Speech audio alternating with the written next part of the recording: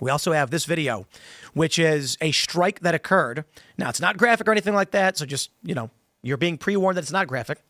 But this shows an active strike on Iranian television. Check this out. صدای متجاوز به خاک وطن، صدای متجاوز به صدای حق و حقیقت است.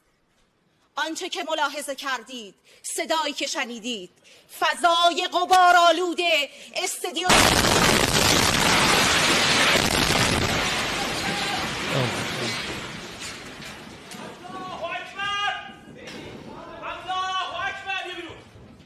I've heard some reports that Iran was issuing orders for Israeli news media to evacuate their headquarters. Did you hear that as well? I heard that as well. Yeah, in Haifa. Yeah, in the northern part of the country. And now we have this from Lawrence Jones.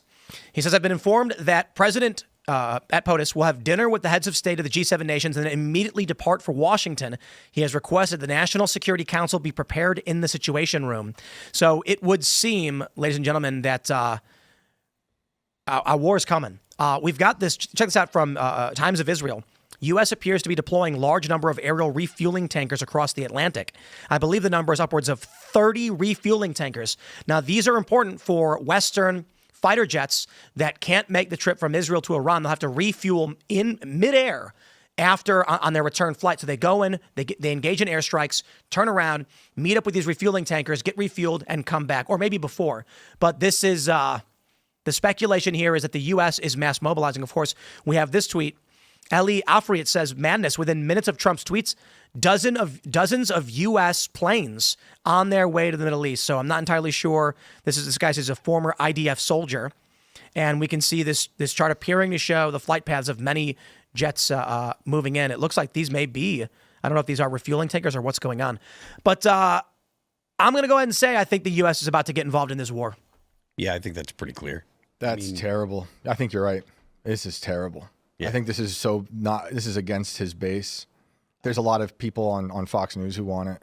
So it doesn't seem it doesn't seem like there's going to be strikes carried out by the U.S. It seems like they're looking to play a support role. I think that's bad enough. There are B-2s that are, I guess, stationed somewhere in the Indian Ocean, I believe. I'm not sure what other bombers, but there's not, obviously there's 3 carriers, so, they've got plenty of F-18s and stuff like that. I think something's certainly happening. I really wish it wouldn't happen, but this is the pattern of American war.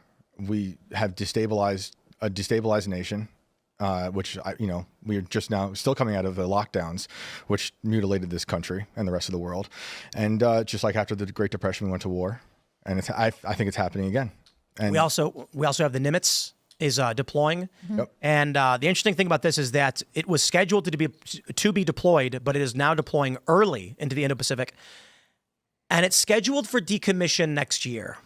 That's interesting. I know. That's so conspiracy, brother. I think it's too on the nose. I think it's like I think they're feeding us these things to be like it's going to be another false flag. I think there's other false flags coming. So what is the implication of a vessel that is 1 year from decommission heading into? We're going to Gulf of Tonkin it. Yeah. Even though that second one at Gulf of Tonkin wasn't actually hit, right? They could say that or hit it themselves. I agree with you. It feels too on the nose. But, of course, the conspiracy theory is that we're sending in a ship we're about to decommission because we don't need it anymore. Right. And so it's going to get attacked by Iran. Right. And then we're like, oh, geez, we had to join this war. Now, someone this morning... What else is happening right now? What is it called? The One Big Beautiful Bill? Yeah. That provides about $200 billion to reinvigorate U.S. defense. And what is the other process? $1 trillion military spending bill, isn't it? Oh, and then the other process that we're involved in, an appropriations package. Indeed. Yeah, lots of money to get thrown at this whole thing. A lot of people make a lot of money.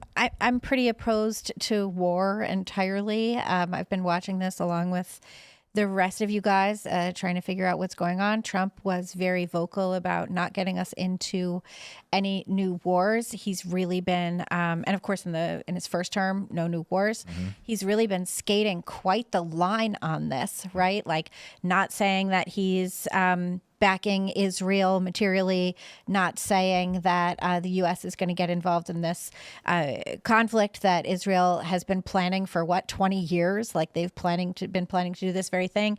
You have Netanyahu all weekend saying, first he was coming out and saying that Iran tried to assassinate Trump, which was very clearly so come join us in this war thing. Today he was talking about how Iran hates America, which, like, as we mentioned pre-show, we know, right? We know that.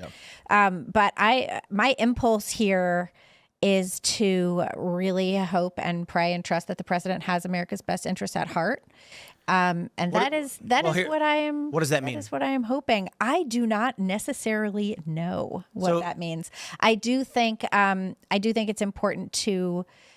I do think it's important to support our allies. I don't think that it's great for the U.S. to get involved in bombing Iran or anything like that. I have a lot of doubts about this. We were talking about the need for Israel's need for U.S. bunker busters in order to get to the Fordow deep underground nuclear facility that they want to attack. Now, Israel could get it anyway. They just want our stuff to do it because it would be more expedient. Thanks for checking out this clip from Timcast IRL. Make sure to watch the show live Monday through Friday at 8 p.m. Subscribe to this channel, and we will see you all there.